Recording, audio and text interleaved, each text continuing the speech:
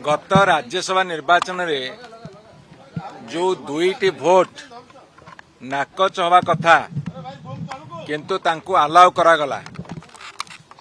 गोटे ब्रह्मगिरी विधायिका भोट नाकच हवा उचित थिला, गोटे खलिकोट विधायक भोट नाकच हवा उचित थिला।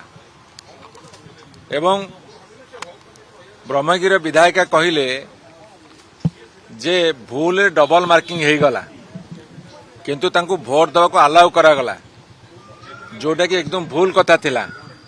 सेतेबेले आमर जे एजेंट थिले से कंप्लेन देइथिले एवं से कंप्लेन को अग्राह्य करी तांकु आउ थरे बालाट इश्यू करा हैतला, जा फଳରେ कि आम तरफरु इलेक्शन कमिशन ऑफ इंडिया को आमे अपील करिथिलु।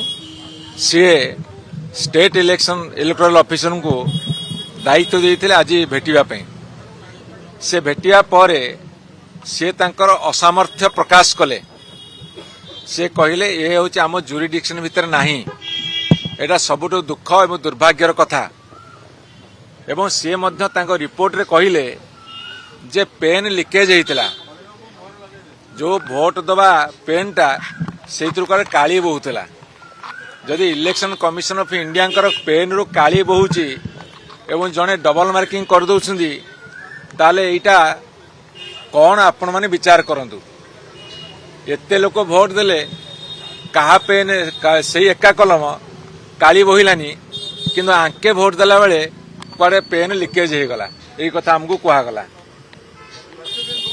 तेणु करी जहा रूल अच्छी ताकू भायोलेट करिकी बालाट पेपर को आउ थरे इश्यू करवा एटा ठीक कथा है नहीं। आमे ता विरुद्ध रे अपील करितलु एवं आज से तांकर असमर्थ प्रकाश कले, कहले आम जुरिडिक्शन भितर आ नाही।